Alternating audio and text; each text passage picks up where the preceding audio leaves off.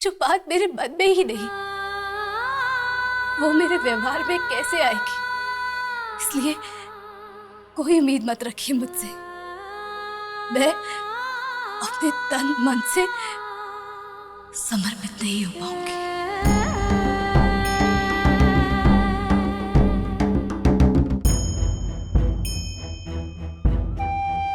आपको जो फैसला लेना है आप कर लीजिए, मैं कुछ नहीं कहूंगी। मुझे वो फैसला बिना किसी शर्त के मंजूर होगा। पर आपको मैं किसी झूठी आस पर नहीं रखना चाहती। आप समझ नहीं रहे। आप बहुत अच्छे इंसान हैं। आज तक बहुत कुछ किया है आपने मेरे लिए, इसलिए मुझे डर लगता है सूरज जी कि कहीं मेरे कारण आपका जीवन ना बर्बाद हो जाए। ये मैं नहीं देख पाऊंगी, ये नहीं होगा मुझसे।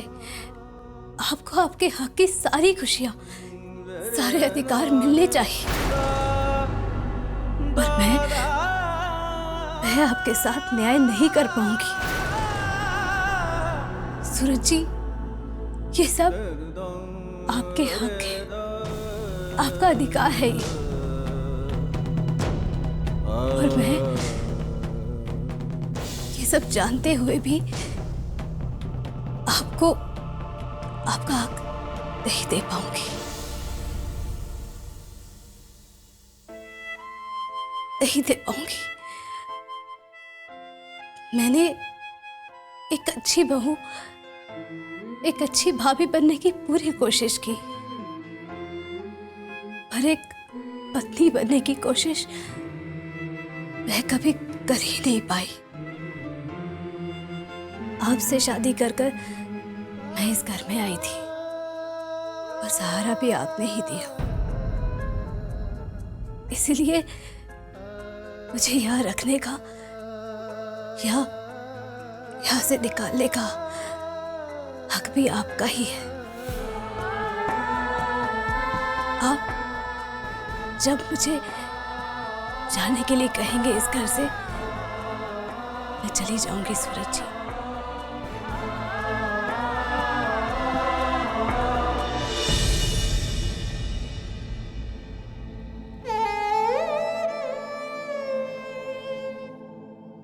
संध्या जी, क्या कभी भी मैंने आपको यह जताया है कि आप एक अच्छी पत्नी नहीं है? या फिर आपको मेरे चेहरे से कभी ऐसे दिखा है कि मुझे आपसे कोई शिकायत है या फिर कोई सवाल दिखाओ? मैंने आपसे कभी कुछ नहीं मांगा संध्या जी, क्योंकि मैंने आपसे कभी कोई उम्मीद नहीं रखी, कभी भी।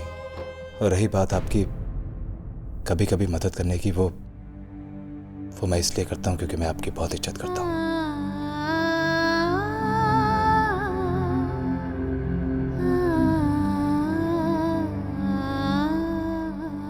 और रही बात मेरी खुशी की, वो तो जब मुझे आप जाने अनजाने में टेढ़ी मेढ़ी जलेबियां बनाते देख हंस पड़ती हैं, उसी से मुझे मिल जाती है। और फिर आप जब कभी कभी आप मेरे कुर्ते के बटन गलत सीकर जो शरारत करती हैं, मैं उसी से खुश हूं। कभी कभी जब आप कपड़े सुखाते वक्त मुझे गीला कर देती हैं, तो मुझे उसी से खुशी मिलती है। और उसके बाद जब आप मुस्कुरा देती हैं तो मेरी खुशी दुगनी हो जाती है। संध्या जी, इससे ज्यादा और मुझे कोई आस नहीं है आपसे। इसलिए आप कभी भी अपने दिल पे बोझ मत रखिएगा। आप मेरी इज्जत करती हैं, मुझे दुख देने से डरती हैं, यही बहुत बड़ी बात है संध्या जी मेरे लिए। और ऐसी बातें तो सच्चे सच्चे रिश्तों में ही होती है ना संध्या जी। और फिर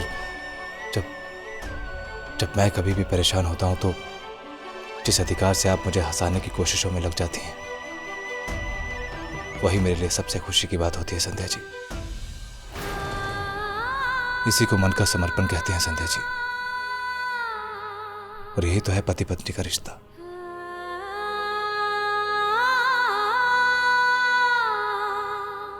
और ये समर्पण सब समर्पणों से ऊंचा होता है। संध्या जी, आपने अभी भी कहा कि आप मुझसे कभी झूठ नहीं बोल सकती, तो इससे बड़ी खुशी की बात एक पति के लिए और क्या हो सकती है।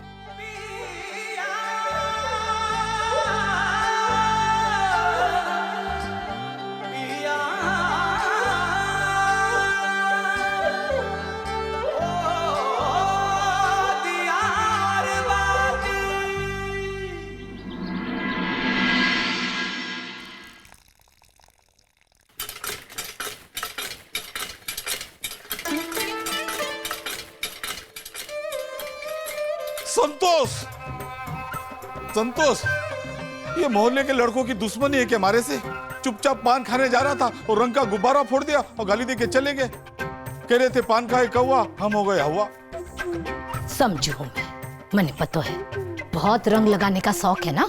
रे गुब्बारा तो किसी और पर गिर रहा होगा, खुद बीच में आ गए होंगे। रे मन्ने तो गुब्बारे की करम फुटेडी लागे है जो आप पर आ गिरा। ठीक है, हो गई हमारे से गलती, अब क्या करूं? क्या करो? हाँ, जाओ जाकर नहा लो। और हाँ, ये कुर्ता ना आप ही दियोगा। ठीक, नहा तो लूंगा, हमारी पीठ कौन साफ करेगा? ठीक है, नहाता हूँ। पहले गर्मा गर्म चाय दे, बहुत ठंड लग रही माने।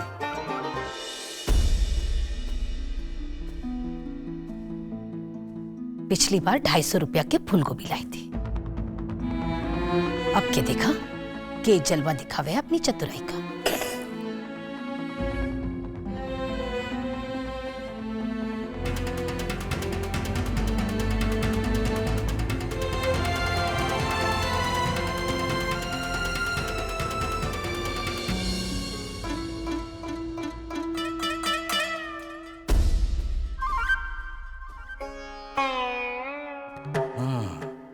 ये गुब्बारा महेश्वरी जी के लड़के नहीं मारा होगा, बदला ले रहा है हमारे से। विक्रम ने बोलता हूँ, ठहर जा बेटा। संध्या जी,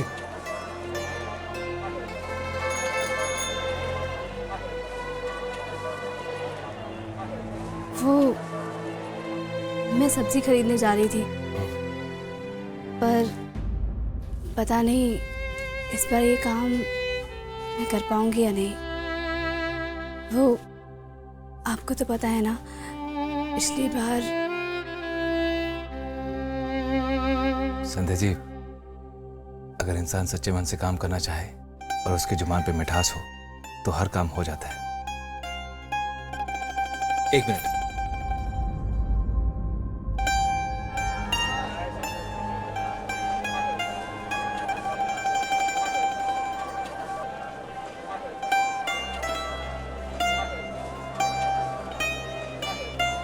ये लीजिए, मुंह मीठा कीजिए। अब इस स्वाद से उस सब्जी वाले से दाम पूछेगा, आधे रेट में बेचेगा आपको हर सब्जी। ये लीजिए।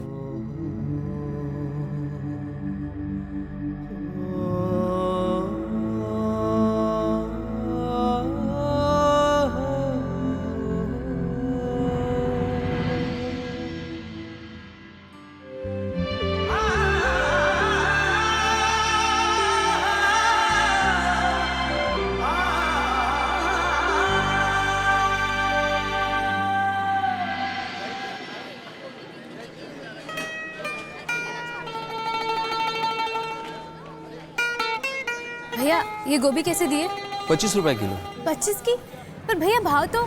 संध्या जी, अगर इंसान सच्चे मन से काम करना चाहे और उसकी जुबान पे मिठास हो तो हर काम हो जाता है। देखिए भैया, मैं 1 किलो नहीं 2 किलो लूंगी, पर आप दे दीजिए। 22 की लगा लीजिए। अच्छा ठीक है, ले लो।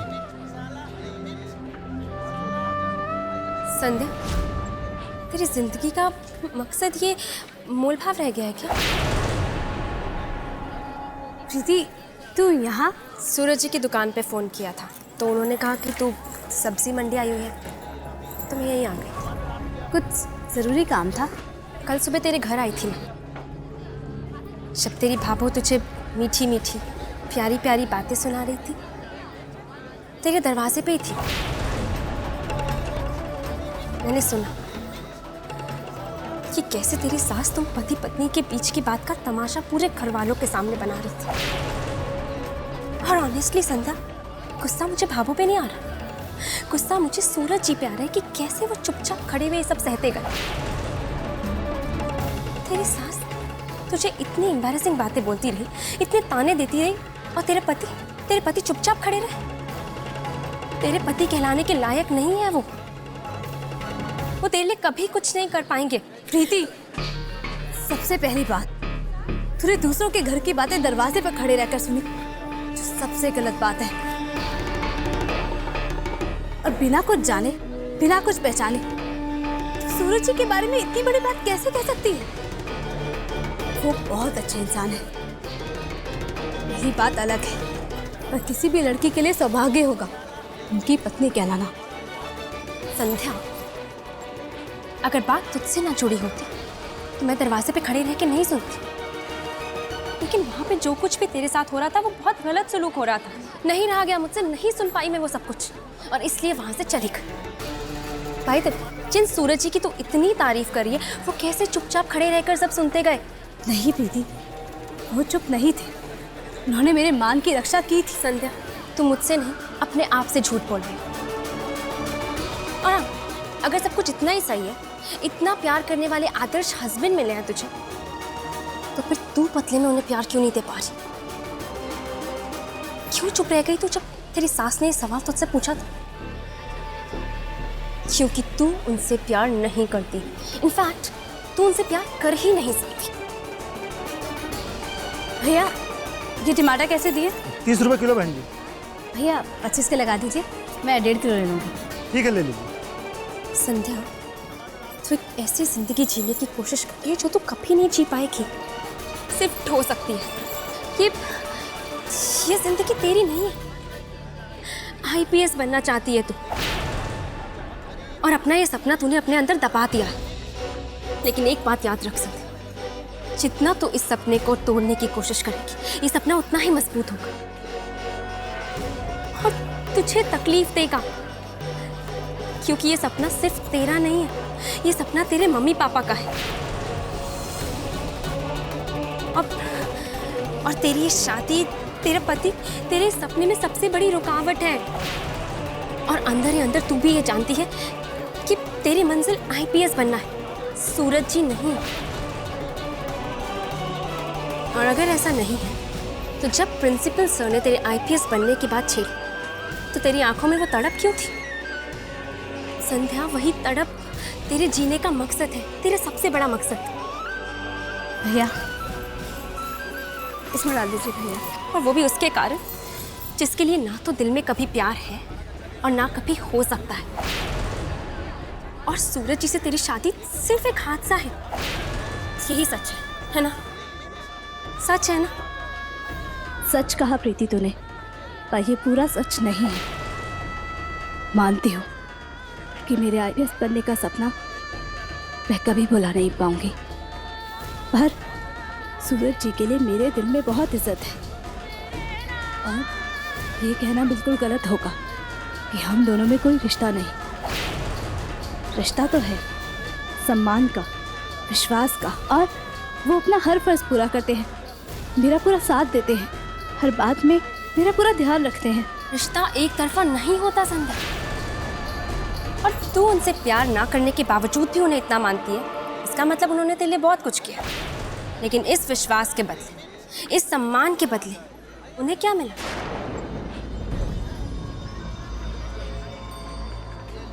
शादीशुदा होने के बावजूद भी वो अकेले हैं। तू अनमनी सी रहती है उनके घर में। उनके भविष्य का क्या संध्या? उनकी भावनाओं का क्या मोल है? इनकी फीलिंग्स का क्या मोल है?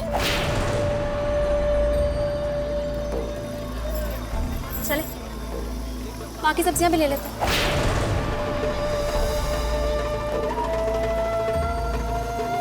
बैगन,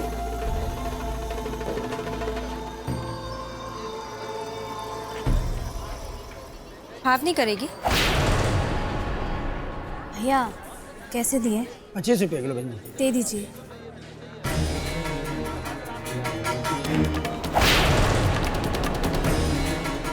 मैं तुझे बातें सुनाने नहीं आई संध्या। मैं सिर्फ इसलिए समझा रही हूँ क्योंकि मुझे फिक्र है तेरी। मैं देख सकती हूँ कि कैसे एक खोखला रिश्ता जी रही है तू और सूरज जी साथ चल ही नहीं सकते। कोई मेल नहीं है दोनों का। ना तुम्हारी परवरिश मिलती है, ना तुम्हारी सोच, और ना ही तुम्हारे सपने। कैसे जुड़ोगे एक दूसरे के साथ? कहाँ पहुंचोगे? संध्या, इससे पहले कि बहुत देर हो जाए, इन सब से बाहर निकला। तुम दोनों के अलग होने में ही तुम्हारी भलाई है।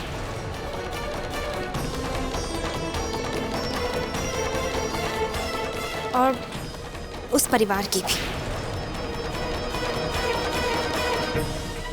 जितना जल्दी हो सके सूरज जी से तलाक ले लो संध्या।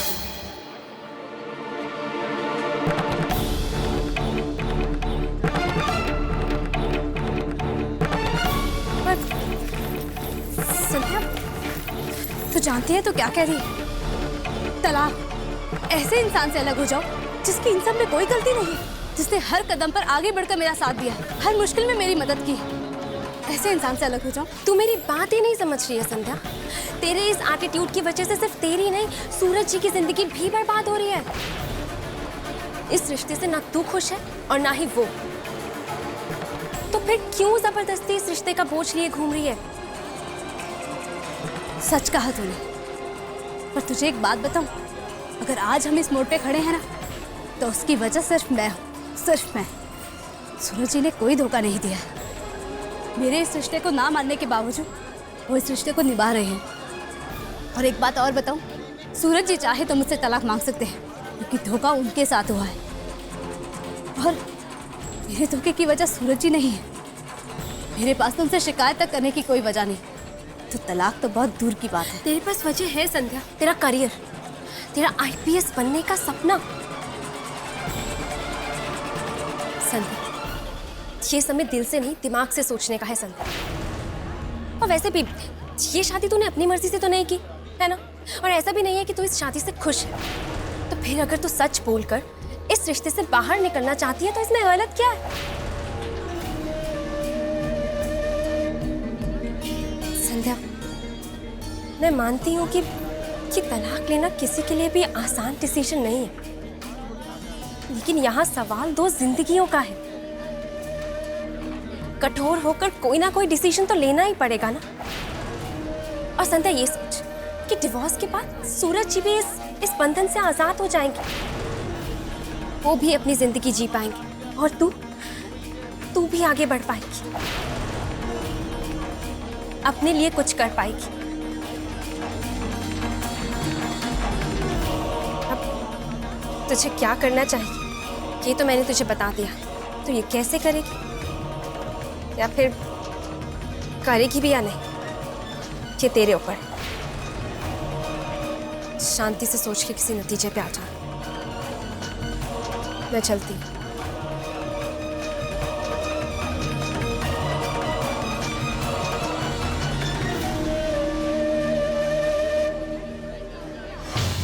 भैया आधा किलो देना आलू।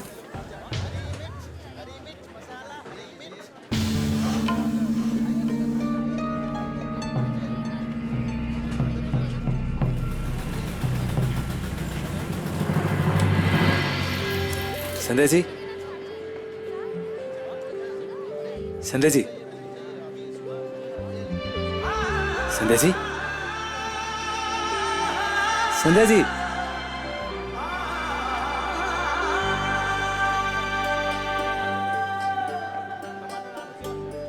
संध्या जी,